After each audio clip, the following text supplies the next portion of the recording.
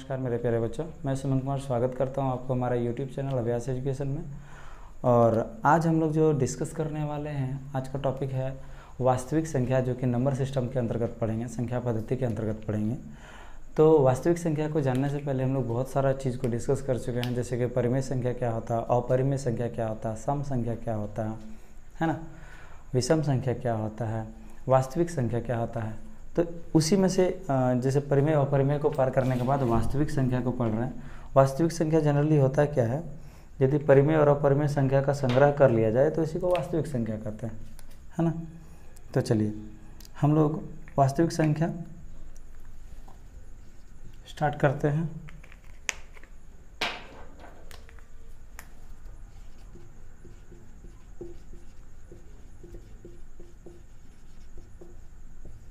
ठीक है, वास्तविक संख्या को रियल नंबर कहा जाता है ना। देखिए, तो यहाँ पर क्या टॉपिक हम लोग डिस्कस करने वाले हैं। सबसे पहले हम लोग जानेंगे यहाँ पर यूक्लिड विभाजन क्यों, यूक्लिड विभाजन या एल्गोरिथम के बारे में जानेंगे। तो चलिए, क्या है यूक्लिड विभाजन, इसको थोड़ा सा हम लोग पहले डिस्कस कर लेते हैं। मान लेते हैं 5 से कोई संख्या को डिवाइड किया जाए, जैसे 11 को डिवाइड किया जाए तो 5 से कितना बार में कटेगा, 5 2 जा 10, यहाँ रिमाइंडर कितना बच गया 1। तो ये जो है ना, इसको भाज्य कहा जाता है, इसको भाजक कहा जाता है, जिसे डिवाइड करते हैं। यहाँ जो भाग होने के बाद जो बचा उसको भागफल कहा जाता है, और नीचे जो बचता है उसको शेष या रिमाइंडर कहा जाता है। भाज्य को हम लोग ए कहेंगे, भाजक को हम लोग बी से रिप्रेजेंट करेंगे, इसको क्यू से क्वोटेंट कहेंगे और आर से रिमाइंडर कहेंगे। तो यूक्लिड विभाजन या यूक्लिड विभाजन एल्गोरिथम क्या कहता है, यूक्लिड विभाजन पर में ये कहता है कि ए और बी कोई दो धनात्मक पूर्णांक दिया रहेगा, ए और बी कोई पूर्णांक है, तो इस स्थिति में A is equal to B Q plus R होगा, जहाँ R is greater than, R का जो वैल्यू होगा इक्वल तो नहीं हो सकता, R is greater than B, यानी बी क्या होगा, बड़ा होगा, और आर क्या होगा, हमेशा छोटा। ठीक है, तो यही है यूक्लिड विभाजन। अब हम लोग आगे डिस्कस करते हैं। यहाँ इक्वल होगा तो रिमाइंडर, यदि इसके इक्वल हो जाएगा तो फिर रिमाइंडर लास्ट में क्या आ जाएगा, 0, इसलिए ये नहीं होता है। तो चलिए आगे बात करते हैं। इसी चीज़ का यूज़ करके हम लोग पिछले क्लास में डिस्कस किए थे। क्या डिस्कस किए थे, तो HCF निकालने सीखे थे हम लोग, HCF। वैसे HCF निकालने का 2 मेथड है, 2 विधि है। एक भाग विधि,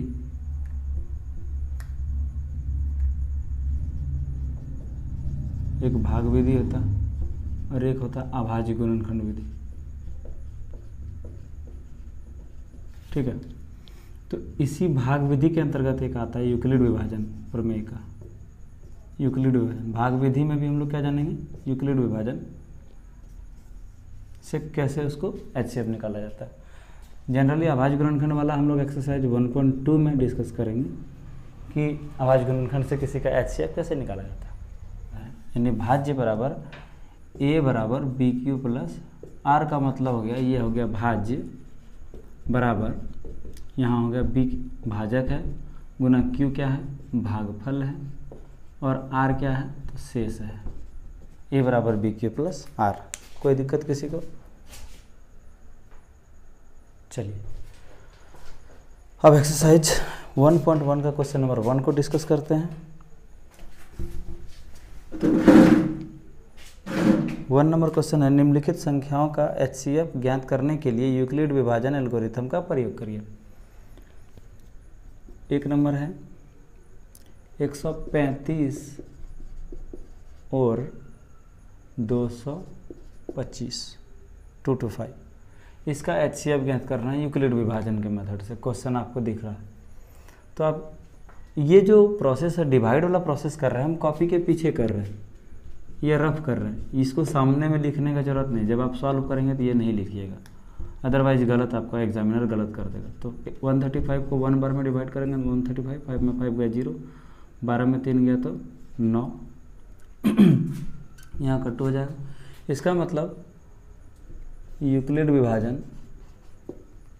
प्रमेयिका से या एल्गोरिथम से, यूक्लिड विभाजन एल्गोरिथम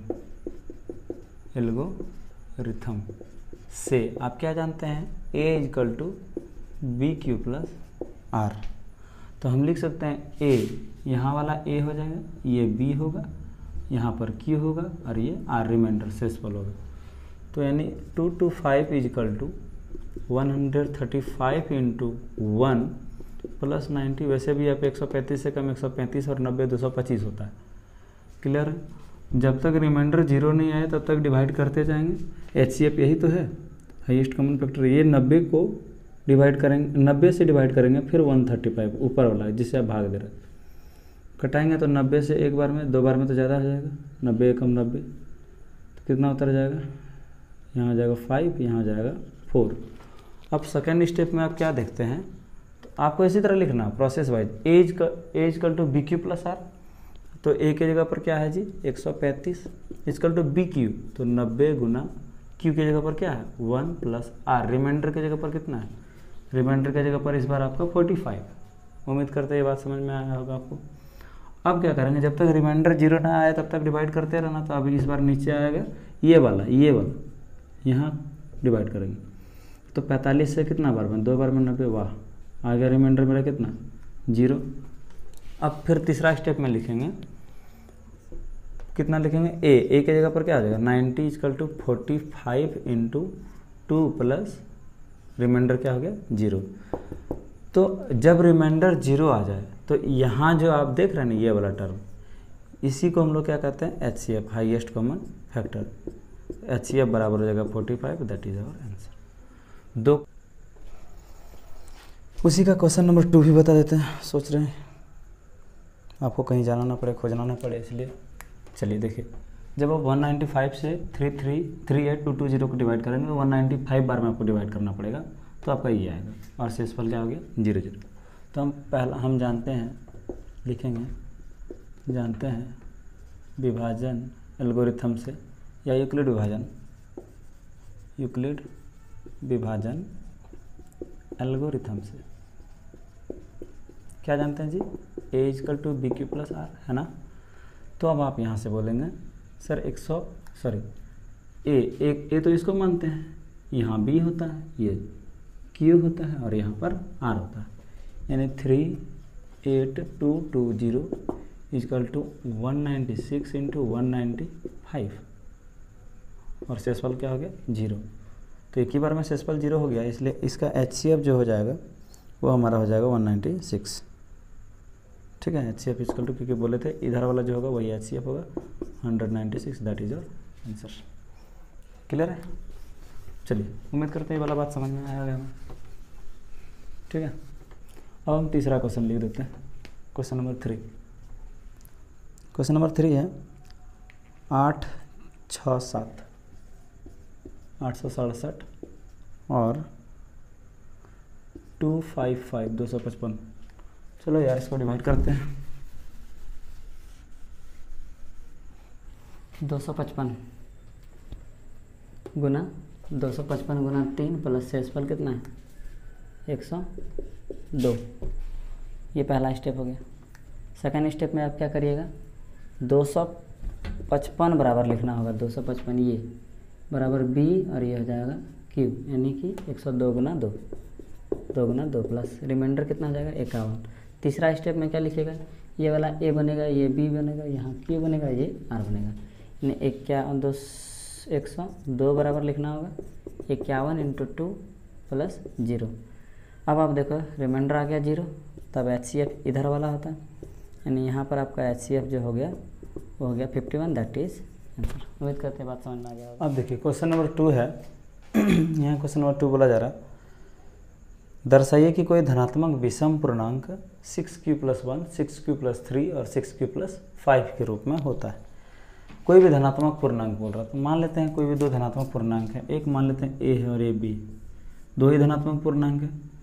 तो आप जानते हैं ए और बी दो धनात्मक पूर्णांक दिए रहने पर बी को हम बी से हम डिवाइड करते हैं ए को, तो मेरा यहाँ क्वोटिएंट आता है और यहाँ पर क्या आता है, रिमाइंडर आता है। तो हम यूक्लिड विभाजन एल्गोरिथम से कह सकते हैं, माना कोई भी धनात्मक पूर्णांक ए और बी है, जहाँ बी का वैल्यू, यहाँ क्वेश्चन ही बोल दिया था 6q + 1, 6q + 3 और 6q + 5। इसका मतलब ये हो गया a बराबर 6q + 1 होगा, a बराबर 6q + इतना होगा 3 होगा, और a बराबर 6q + 5 होगा। यानी b के जगह पर कौन सा वैल्यू लेके रख रहा है, b के जगह पर आप देख रहे हैं 6 को लेके रख रहा है, इसलिए हम b को क्या मान लिए हैं, 6 मान लिए हैं। अब देखो यूक्लिड विभाजन एल्गोरिथम से आप जानते हैं a = bq + r होता है, यानी भाज्य बराबर भाजक गुना भागफल जोड़ शेषफल होता है। बोलो हाँ या ना। यदि हाँ तो हम कह सकते हैं a बराबर 6q, क्योंकि b के जगह पर कितना था 6, तो b के जगह पर हम 6 को रख दिए q + r, जहाँ q का वैल्यू जो है, यानी ये जो q का वैल्यू है वो हमेशा 0 से बड़ा होगा, हमेशा 0 से क्या होगा, बड़ा होगा, या इक्वल भी हो सकता है। इक्वल होगा तो यहाँ रिमाइंडर कुछ ना कुछ होगा। अच्छा, यदि ये यहाँ पर जो b का वैल्यू है वो 6 है, तो शेषफल याद रखिएगा हमेशा उससे कम होगा। कहने का क्या मतलब हुआ, यदि यहाँ 4 से डिवाइड कर रहे हैं हम 5 को, तो यहाँ 4 एकम 4, रिमाइंडर मेरा कितना आ रहा है 1। यदि हम 4 से डिवाइड कर रहे हैं 6 को, तो यहाँ 4 एकम 4, रिमाइंडर कितना आ रहा है 2। यदि हम 4 से डिवाइड कर रहे हैं 7 को, तो 4 एकम 4, रिमाइंडर आ रहा है 3। और यदि 4 से डिवाइड कर रहे हैं 8 को, 4 दूनी 8, रिमाइंडर कितना आ रहा है 0। यहाँ से एक बात आपको सीखने का मिलेगा, गौर करना क्या, जब हम 4 से डिवाइड कर रहे हैं तो रिमाइंडर एक बार 1 आया, एक बार 2 आया, एक बार 3 आया। क्या अगला बार जैसे ही हम संख्या को बढ़ाए 5, 6, 7, 8, संख्या को बढ़ाने के बाद क्या रिमाइंडर 4 मेरे पास आया? नहीं, कतई कोई भी संख्या से भाग देने के बाद रिमाइंडर उतना ही नहीं आता जिसे आप भाग दे रहे हैं, यानी कि भाजक के उतना शेषफल नहीं हो सकता है, एक कम होगा। यदि उसी के बराबर हो गया, मतलब कहने का मतलब यदि यहाँ 4 हो जाता तो 4 से फिर तो वो कट जाता, 4 एकम 4, तो रिमाइंडर कितना आ जाता 0। तो ये इसीलिए एक बात याद रखिएगा कि ये वाला बात समझ में नहीं आया तो एक बार वीडियो को पीछे करिए और फिर से इसी बात को देखिए, गौर करके आपको समझ में आ जाएगा। कहने का मतलब कुल ये हुआ कि कभी भी भाजक जिससे भाग दे रहे हैं आप, उससे बड़ा शेषफल नहीं हो सकता, तो उससे छोटा होगा, बराबर भी नहीं हो सकता। तो इसलिए हम कह सकते हैं r का जो वैल्यू है वो 6 से क्या होगा, कम होगा। इसका मतलब 0 हो सकता है, 1 हो सकता है, 2, 3, 4, 5 हो सकता है, 6 होगा क्या? नहीं हो सकता, क्योंकि 6 होगा तो फिर रिमाइंडर क्या हो जाएगा 0, 6 से भागा लग जाएगा। बात समझ में आ गया होगा। अब देखिए, तो हम अब क्या करते हैं, एक बार रिमाइंडर को 0 मानते हैं, r का वैल्यू क्या मान लिए 0, तो हम a बराबर क्या लिखेंगे 6q + r के जगह पर 0, यानी 6q + 0 मतलब 6q। अच्छा बोलो 6q क्या होगा, एक धनात्मक समपूर्णांक होगा। क्यों? क्योंकि लास्ट में 0 है, तो हम पढ़े भी हैं सम संख्या किसको कहते हैं, जिसके अंत में 0 हो वो सम संख्या होता है, या 2 से कट जाए वो सम संख्या होता है। अब आप वैसे भी कोई भी 6 से कोई भी संख्या गुना करने के बाद अब यदि लास्ट में 0 आ रहा है तो इसका मतलब वो संख्या क्या होगा, सम संख्या होगा। अब जब रिमाइंडर को आप क्या ले रहे हैं, 1 ले रहे हैं, यानी शेषफल 1 ले रहे हैं, 6q + 1, 6q + 1, क्योंकि शेषफल के जगह पर यही ना था फॉर्मूला bq + r, यानी 6q + r ये था। तो 6q और r के जगह पर कितना ले रहे हैं 1। यदि 1 हो जाएगा तो ये विषम होगा। क्यों? क्योंकि हम जानते हैं यदि किसी संख्या 1 से जुड़े, कोई भी संख्या 1 से जुड़ेगा, यानी कि ये 6q + r है, तो ये संख्या हमेशा विषम प्राप्त होगा। फॉर एग्जांपल मान लेते हैं q का वैल्यू 1 है, 6 एकम 6 + 1 कितना हो गया 7। मान लेते हैं q का वैल्यू 2 है, ये q की जगह पर 2 है, तो 6 गुना 2 कितना होगा 12, और 1 6 दूनी 12 और 1 13। यदि 3 ले लेते हैं +1, तो 6 18 और 1 19 हो जाएगा। यदि 4 ले लेते हैं 6 चौके 24 + 1, समझ रहे हैं 6q + 1 हो रहा है, तो ये क्या आ जाएगा 6 24 और 1 25। ओवरऑल हम हर बार क्या देख रहे हैं, वह संख्या 25 भी विषम है, ये भी विषम है, ये भी विषम है, ये भी विषम है। इसका मतलब हम यहाँ से क्लियर कर लिए, ये कंक्लूजन निकला कि यदि अंत में 1 है, 1 को ऐड करते हैं हम इसमें, तो ये धनात्मक विषम पूर्णांक होगा। धनात्मक इसलिए क्योंकि ये सब क्या है, पॉजिटिव है। अब विषम का मतलब जो संख्या 2 से डिवाइड ना हो, यानी 1 होगा तो ये क्या होगा, बोलो बोलो बोलो क्या होगा, विषम होगा।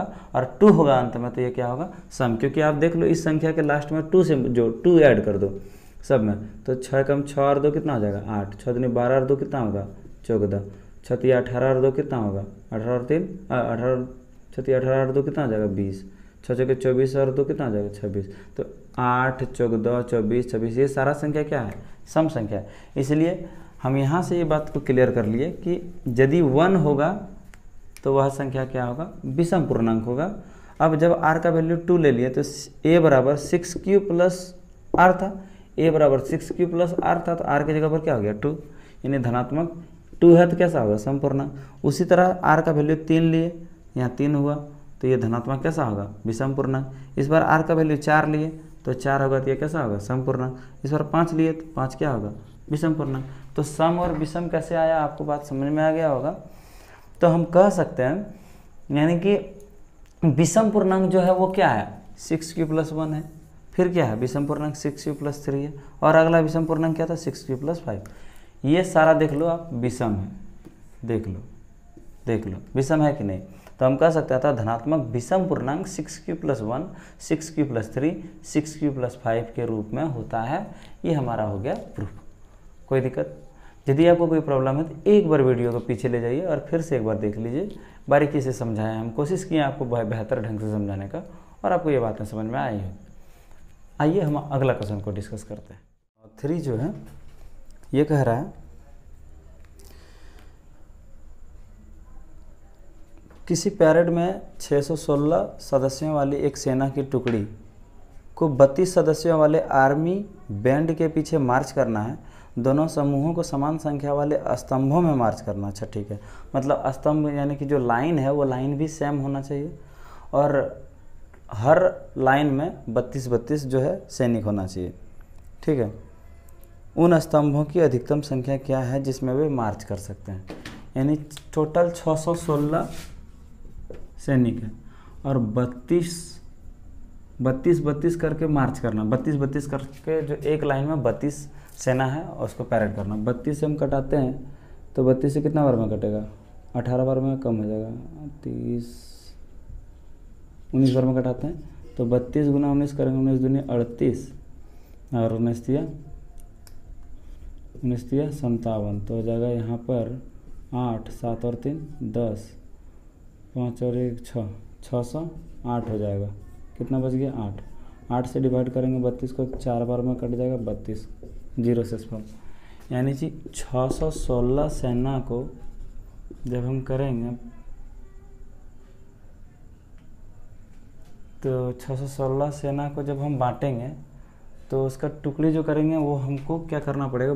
देखो आप यूक्लिड विभाजन से हम जानते हैं, यूक्लिड विभाजन से इस तरह का जब भी सवाल आए तो आपको HCF निकालना है। a बराबर BQ प्लस R होता है, यानी ये a हो गया, ये b हो गया, ये q हो गया और यहाँ पर क्या है r है। यानी 616 बराबर 32 गुना कितना आ जाएगा 19 प्लस रिमाइंडर कितना है 8। अब आप देखो, अब आप क्या करेंगे 32 बराबर अगला प्रोसेस 32 ये a हो जाएगा, इस बार ये b हो जाएगा, यहाँ q हो जाएगा और यहाँ r हो जाएगा। तो 32 बराबर क्या लिखना पड़ेगा 8 गुना 4 8 चौके 32 प्लस शेषफल कितना हो गया 0। अब आप जानते हैं जब शेषफल 0 हो गया तो यही आपका क्या कहलाता है HCF, यानी कि इस क्वेश्चन का HCF आपका हो गया 8। यानी कि स्तंभ की संख्या वो भी आपका हो जाएगा 8। यानी कि 8 ऐसे से लाइन बनेगा, 8 लाइन बनेगा जिसमें पर लाइन में कितने सदस्य होंगे 32 सदस्य होंगे और इस तरह करके 8 लाइन आपको बनाना पड़ेगा तो आपका एडजस्ट हो जाएगा सभी सैनिक। क्लियर है? कोई दिक्कत? आइए अगला क्वेश्चन आप लोग नहीं करता। तो चलिए क्वेश्चन नंबर 4 है, यूक्लिड विभाजन प्रमेयिका का प्रयोग करके दर्शाइए कि किसी धनात्मक पूर्णांक का वर्ग किसी पूर्णांक m के लिए 3m या 3m प्लस 1 3m और 3m प्लस 1 के रूप में होता है। क्वेश्चन बोल रहा है धनात्मक पूर्णांक का जो वर्ग है वो 3m और एक 3m प्लस 1 के रूप में होता है। ये आपको प्रूव करके दिखाना। तो आइए मेरे प्यारे बच्चों, आइए इसको जरा सॉल्व करते हैं। कोई भी धनात्मक पूर्णांक बोल रहा है और 3m और 3m प्लस 1 बोल रहा है, तो हम क्या करते हैं कोई भी धनात्मक पूर्णांक a और b मान लेते हैं और आप देखिए b की जगह पर 3 लेके रख रहा, बोलो BQ प्लस r, यही नहीं होता था यार BQ प्लस r, यहाँ भी वही है BQ प्लस r। यहाँ शेषफल की जगह पर क्या है 0 है तो 0 हो गया, यहाँ 1 है तो 1 है, कोई दिक्कत। तो b की जगह पर 3 ले लिए, कैसे लिए समझ में आ गया, क्वेश्चन के अकॉर्डिंग हम लिए। तो यूक्लिड विभाजन एल्गोरिथम से हम जानते हैं a बराबर बी क्यू प्लस आर होता है। बोलो हाँ है ना। यदि ये होता है तो हम कह सकते हैं a बराबर 3q, क्योंकि b की जगह पर क्या है 3, तो 3q प्लस आर। क्लियर है। अब आप देखेंगे यदि b की जगह पर 3 है तो रिमाइंडर जो होगा वो 3 से कम होगा। रिमाइंडर तो क्या हो सकता है 0 होगा, 1 होगा या 2 होगा। यदि आपको कोई तरह का दिक्कत है पिछला क्वेश्चन में भी हम आपको समझाएंगे। एक यहाँ पर एग्जांपल लेके देखिए लिए, यदि हम 5 से 6 को डिवाइड करते हैं तो इस बार रिमाइंडर कितना आ रहा है 1। 5 से 7 में डिवाइड करेंगे तो रिमाइंडर कितना आया 2। 5 से 8 को डिवाइड कर रहे हैं तो रिमाइंडर कितना आया 3। 5 से 9 को डिवाइड करें तो रिमाइंडर आया 4। रिमाइंडर मतलब शेष पर। 5 से 10 को डिवाइड किए तो रिमाइंडर आया 0। और हम यहाँ पर क्या समझे कि 5 से यदि डिवाइड करना तो रिमाइंडर 1 हो सकता है, 2 हो गया, 3 हो गया, 4 हो गया, लेकिन 5 रिमाइंडर नहीं हो पाया, उसके जगह 0 हो गया। कहने का मतलब इसीलिए 3 से डिवाइड करेंगे तो रिमाइंडर 0, 1, 2 इतना ही हो सकता है, 3 नहीं हो पाएगा। क्लियर है। अब क्या करते हैं, जब रिमाइंडर 0, 1, 2 है तो हम बारी बारी से 0, 1, 2 को रिमाइंडर लेके और क्वेश्चन को आगे बढ़ाते हैं। जब रिमाइंडर 0 लेते हैं तो a बराबर 3q प्लस आर की जगह पर 0, 3q प्लस 0 यानी 3q को 0 से जोड़ेंगे तो 3q होगा। क्वेश्चन ही बोला था हमको, दोनों क्वेश्चन बोल दिया आपको कि धनात्मक पूर्णांक का वर्ग करने पर, तो धनात्मक पूर्णांक a था तो इसका वर्ग करेंगे तो इधर का भी तो वर्ग होगा, 3q का होल स्क्वायर हो जाएगा, यानी 3q का स्क्वायर मतलब 3 का स्क्वायर 9 और q का स्क्वायर q स्क्वायर। अब लेकिन क्वेश्चन में हमको क्या 3q स्क्वायर 9q का स्क्वायर पूछा, प्रूव करना 9q स्क्वायर नहीं बोला है, हमको बोला है क्वेश्चन 3m को प्रूव करना। तो 9q स्क्वायर को 3m कैसे लाएं, तो हम 9 को क्या 3 × 3q लिखें, बोलो हाँ या ना। 9 को 3 3 जा 9 लिख ही सकते ना यार। अब इस 3q स्क्वायर को हम लोग क्या करते हैं m मान लेते हैं, माना 3q square equal to m। क्यों, क्योंकि q स्क्वायर कोई भी पूर्णांक संख्या है तो जहाँ m भी उसी चीज़ को सेटिस्फाई कर रहा था, क्वेश्चन भी वो बात को बोल रहा है, तो इसलिए 3q स्क्वायर की जगह पर हम क्या लिख दिए m लिख दिए। तो ये 3 हुआ और ये क्या हो गया m हो गया, तो टोटल आंसर हो गया 3m। कि कोई दिक्कत। अब r का वैल्यू 1 लेते हैं, तो जब r का वैल्यू 1 लेंगे तो a बराबर क्या था 3q प्लस r, यानी a बराबर 3q प्लस 1 हो जाएगा। अब दोनों तरफ जब वर्क करेंगे तो a square equal to 3q plus 1 का होल स्क्वायर होगा। यहाँ पर a प्लस b का होल स्क्वायर का फॉर्मूला आप पढ़े हैं, पहले होगा a का स्क्वायर यानी 3q का स्क्वायर प्लस 2ab, 2a के जगह पर देखो 3q और b के जगह पर देखो 1 है, प्लस b का स्क्वायर यानी 1 का स्क्वायर। 3q का स्क्वायर क्या हो गया 9q स्क्वायर होगा, बोलो 3 का स्क्वायर 9 और q का स्क्वायर q स्क्वायर, और 2 3 जा 6 1 जा 6q हो जाएगा, प्लस हो गया 1 का स्क्वायर। क्लियर है, कोई दिक्कत। अब आप यहाँ पर देखो, हमको क्वेश्चन में आप जरा देखेंगे, हमको क्या ये चीज़ प्रूव करने बोला है 9q square plus 6q plus 1, ये प्रूव करने नहीं बोला। क्या प्रूव करने बोला सर जी, तो 3m प्लस 1 प्रूव करने वाला।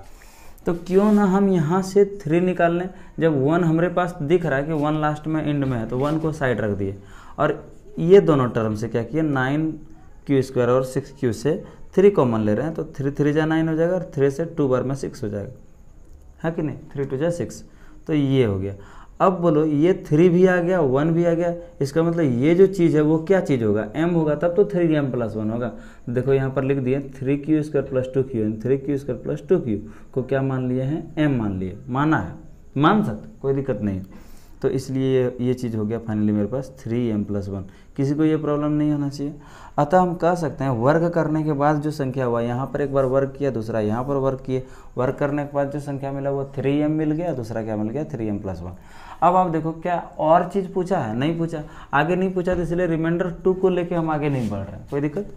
अतः हम कह सकते हैं कि धनात्मक संख्या का वर्ग जो है वो 3m और 3m प्लस 1 के रूप में होता है। उम्मीद करते हैं ये बात आपको समझ में आ गया होगा। और अब चलते हैं हम क्वेश्चन नंबर 5 में, ठीक है। यूक्लिड विभाजन प्रमेयिका का प्रयोग करके दर्शाइए कि किसी धनात्मक पूर्णांकों का घन 9m प्लस 1 और 9m प्लस 8 के रूप में होता है। कोई धनात्मक पूर्णांक का वर्ग, सॉरी वर्ग नहीं, घन कर रहा है, घन मतलब होता है क्यूब, क्यूब करने के बाद वो 9m प्लस 1 और 9m प्लस 8 के रूप में होता है, ये प्रूफ करके दिखाना। तो मान लीजिए कोई धनात्मक पूर्णांक a तथा b है, जहाँ b का वैल्यू हम लोग 3 माने हैं। देखिए क्यों 3 माने हैं, क्योंकि 3 से हम पिछले सवाल में भी देख रहे थे 9 आ रहा था, है ना। अब हम क्या करते हैं, हम करते हैं यूक्लिड विभाजन एल्गोरिथम से a बराबर बी क्यू प्लस आर, यानी भाज्य बराबर भाज्य गुना भागफल जोड़ शेषफल, अर्थात a बराबर b की जगह पर कितना है 3 है, तो b की जगह पर 3 पुटअप करते हैं प्लस r। यदि b का वैल्यू 3 होगा मेरा दोस्त, तो r बराबर रिमाइंडर जो होगा वो 3 से कम होगा, यानी 0 होगा, 1 होगा, 2 होगा। हर बार हम इस तरह का बात को डिस्कस कर रहे हैं, क्यों हुआ r का वैल्यू 3 से कम, ये बात हम पिछला क्वेश्चन में भी डिस्कस किए हैं। आइए r बराबर अब हम क्या करते हैं, एक बार 0 लेंगे, एक बार 1 लेंगे, एक बार 2 लेंगे और बारी बारी से इस प्रोसेस को आगे लेके जाएंगे। जब r का वैल्यू आप 0 लेते हैं तो a बराबर 3q प्लस 0 हो जाएगा, यानी 3q हो जाएगा। घन जब करेंगे, घन करेंगे मतलब दोनों तरफ करना पड़ेगा, a का क्यूब मतलब 3q का क्यूब, तो 3q का क्यूब मतलब हो गया 27q का क्यूब, तो 27q का क्यूब मतलब 3q का क्यूब मान लेते हैं। 27 को 9 या 27 लिख सकते हैं। अब देखिए 9 को 9 लिख दिए और 3q का क्यूब को हम मान लिए m, माना 3q का क्यूब बराबर m। तो हमको प्रूफ भी करने बोला था 9m, अगला प्रूफ करने बोला है 9m प्लस 1 और फिर प्रूफ करने वाला 9m प्लस 8। ये प्रूफ हो गया। आगे चलते हैं, r का मान जब 1 लेते हैं तो a बराबर 3q plus 1, 3q plus remainder की जगह पर 1 पुट कर दिए। घन करने पर यानी क्यूब करने पर a क्यूब बराबर 3q प्लस 1 का होल क्यूब। अब यहाँ पर फॉर्मूला है a प्लस b का whole cube, a plus b का होल क्यूब। नहीं जानते तो फॉर्मूला लिख लीजिएगा, होता है a cube plus 3a square b plus 3a into B का स्क्वायर प्लस होता है b का क्यूब, ये फॉर्मूला होता है। तो a क्यूब यानी 3q का होल क्यूब, 3q का होल क्यूब, फिर होता है 3a square b, 3a square यानी 3q का होल स्क्वायर, b की जगह पर 1। अगला होता है 3ab स्क्वायर, 3a की जगह पर 3q और b स्क्वायर यानी 1 का स्क्वायर प्लस फिर हो गया 1 यानी कि b का क्यूब यानी 1 का क्यूब। ठीक है, a क्यूब बराबर 3q का क्यूब बराबर क्या हो जाएगा 27q का क्यूब। 3 से 3 का स्क्वायर 9 या 27q का क्यूब स्क्वायर हो जाएगा, इंटू 1 से मल्टीप्लाई करेंगे तो वही होगा। 3 3 जा 9 और 1 का स्क्वायर 1 ही होगा, 9 क्यूब, 1 का क्यूब 1 होगा। अब आप यहाँ पर देखिए, आप इससे क्या करते हैं कॉमन लेते हैं। तो चूंकि आपको क्वेश्चन में 1 चाहिए था तो 1 को हम साइड रख लेते हैं और इससे क्या कॉमन लीजिएगा, क्योंकि आपको 9 चाहिए था तो इसलिए इस पूरे टर्म से आप 9 को कॉमन ले लीजिए। तो 9 या 27, 9 से 3 बार में 27 और 9 से 1 बार में यानी 3q क्यूब, 3q स्क्वायर और q। अब इसको आपको क्या मानना पड़ेगा, m मानना पड़ेगा। तो m हम अगला स्टेप में मान लिए, इसलिए ये पूरा हो जाएगा 9m प्लस 1, 9m प्लस 1। क्या बात समझ में आ गया। अब आप देखो अवरी रिमाइंडर का मान कितना ले लो, 2 ले लो। जैसे आप रिमाइंडर 2 लेते हैं तो मेरे प्यारे दोस्त आप क्या देखते हैं, a बराबर 3q प्लस आर यानी a बराबर 3q प्लस आर की जगह पर 2 हो जाएगा। घन करने पर वही a प्लस बी का whole cube, a cube plus 3a square b plus 3ab square plus b cube, ये हो जाएगा a क्यूब, 3q का क्यूब हो जाएगा 27 क्यूब, 3 तिया 9 तिया 27 और यहाँ 2 से गुना करेंगे 54q स्क्वायर हो जाएगा। 3 तिया 9 और 2 दूनी 4, 9 चौके 36 क्यूब और यहाँ 2 का क्यूब हो गया 8। अब आपको लास्ट में 9m प्लस 8 चाहिए था, 8 को साइड रख लीजिए। बाकी अब इससे 9 चाहिए तो 9 बोलो ना यार, 9 चाहिए, 9 चाहिए तो हम इस सबसे 9 कॉमन लेते हैं। 9 कॉमन लेंगे 3q स्क्वायर, 9 कॉमन लेंगे 6q, 3q क्यूब और 6q स्क्वायर, 9 का पड़ा 4 बार में 36। अब देखो आप ये पूरा को क्या मानना पड़ेगा, m मानना पड़ेगा। 3q cube, 6q square, 4q, इसको m मान लिए तो ये 9m प्लस 8 हो गया। अतः हम कह सकते हैं, अतः धनात्मक पूर्णांक का घन जो है वो 9m प्लस 1 तथा 9m प्लस 8 के रूप में होता है। ये चीज़ हम लोग प्रूव करके देख लिए, के रूप में होता है, प्रूव्ड। उम्मीद करते हैं ये बात आपको समझ में आ गया। अगर आपको कोई तरह का प्रॉब्लम है तो कमेंट बॉक्स में कमेंट करिए और इस तरह का सभी लेटेस्ट वीडियो के लिए हमारा इस चैनल को सब्सक्राइब जरूर कर लीजिएगा, ताकि आपको सभी चैप्टर का एक बेस्ट नोट्स मटेरियल के साथ आपको पूरा टॉपिक को डिस्कस कर दिया जाए। चलिए फिर मिलते हैं एक नए वीडियो में, तब तक के लिए जय हिंद, जय भारत।